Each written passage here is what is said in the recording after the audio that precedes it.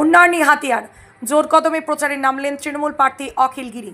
রাজ্যে বিধানসভা নির্বাচন হাতে গোনা কয়েকটা দিন বাকি, তার জেরে জোর কদমে চলছে ভোট প্রচার। ইতিমধ্যেই সমস্ত প্রার্থীরা শুরু করে দিয়েছেন তাদের প্রচার।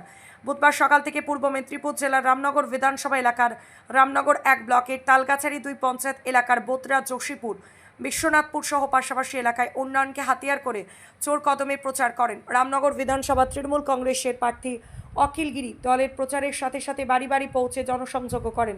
সকালবেলায় বোতরা পন্থেশ্বরী মন্দিরে পুজো দিয়ে দলের প্রচার ও জনসংযোগে বেরিয়ে পড়েন রামনগর বিধানসভা তৃণমূল কংগ্রেসের প্রার্থী অখিল গিরি। জনসংযোগের সাথে সাথে মহাদেব মন্দির ও শনি মন্দিরে পুজো দেন। জনসংযোগের সময় বুথের বিভিন্ন এলাকায় তৃণমূল কংগ্রেসের সমর্থক ও তৃণমূল কংগ্রেসের কর্মীরা এবং মায়েরা ফুলের হার, কোথাও ফুলের তোড়া দিয়ে সংবর্ধনা জানান। দলীয় প্রচার ও জনসংযোগের সাধারণ মানুষ থেকে শুরু করে কর্মী সমর্থক ও নেতৃত্বদের ভিড় ছিল চোখে পড়ার মতো।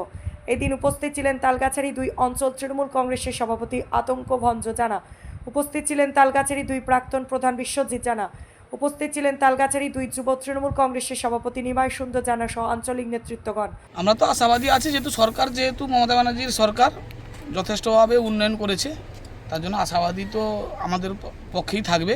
ঠিক আছে, আজকে আমাদের পয়লা বৈশাখ শুভ নববর্ষ। তালগাছাড়ি 2 নম্বর অঞ্চলের এলাকাবাসীকে আমরা তৃণমূল কংগ্রেসের পক্ষ থেকে এবং আমাদের প্রার্থী অখিল গিরির পক্ষ থেকে নমস্কার, শুভেচ্ছা এবং অভিনন্দন জানাই। প্রথমে আমরা সকাল থেকে প্রচারে বেরিয়েছিলাম। প্রচারের মাধ্যমে সমস্ত কর্মী, 200 জন মতন কর্মী ছিল, সবাইকে নিয়ে আমরা বেরিয়েছিলাম। 4টাখানি বুথ আমরা টাচ করেছি, তার মধ্যে ভালোভাবে আমরা সাড়া পেয়েছি এবং অখিল গিরিকে সমর্থন করবে এটা আমরা প্রতিশ্রুতিও পেয়েছি সবার কাছ থেকে। প্রচারের মূল হাতিয়ার হচ্ছে আমাদের উন্নয়ন এবং আমাদের হচ্ছে সমুদ্র এলাকাবর্তী এলাকা। এখানে আগে যে সরকার ছিল বাঁধটা উড়ে চলে গেছিলো, বর্তমান আমাদের মামাটি মানুষের সরকার আমাদের মেরিন ড্রাইভ তৈরি হয়েছে, বাঁধ তৈরি হয়েছে। ঠিক আছে, এলাকায় প্রচুর ডেভেলপমেন্ট হয়েছে, তার জন্য এটাই উন্নয়ন। আর সঙ্গে যে লক্ষ্মী ভাণ্ডার আছে, কন্যাশ্রী, যুবসাথী, এগুলো আছে। প্রথমে 50-100 নিয়ে বেরিয়েছিলাম, তারপরে শেষ পর্যায়ে প্রায় 250 জন কর্মী হয়েছিল আমাদের, যুব থেকে, মহিলা থেকে, মাদার থেকে সবাই। দাদার নামটা আপনার কোন পদে আছেন? আমি নিমাই সুন্দর জানা, তালগাছাড়ি 2 নম্বর অঞ্চল যুব তৃণমূল কংগ্রেসের সভাপতি।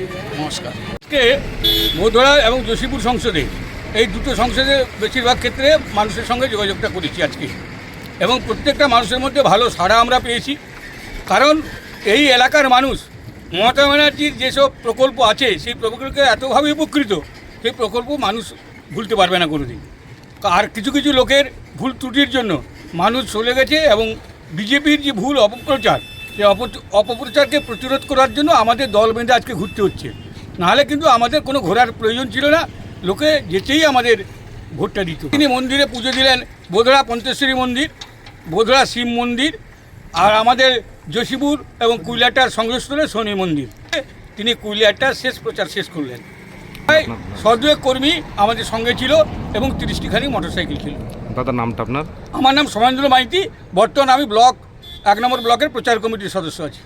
এই দিন রামনগর বিধানসভা তৃণমূল কংগ্রেসের প্রার্থী অখিল গিরি প্রতিটি বাড়ি বাড়ি গিয়ে তৃণমূল কংগ্রেসের পক্ষে ভোট দেওয়ার আবেদন জানিয়ে নির্বাচনী প্রচার করেন এবং বলেন, যেভাবে এলাকার রাস্তাঘাট, আলো, জলের সুবিধা এবং বিধানসভা এলাকার বাসিন্দাদের কাছে পৌঁছেছে, এলাকার স্থানীয় বাসিন্দারা সুখে দুঃখে তাদের পাশে থাকা এলাকার উন্নয়নের কথা মাথায় রেখে তাকে প্রাণ ভরে আশীর্বাদ করে আশ্বাস দিয়েছেন।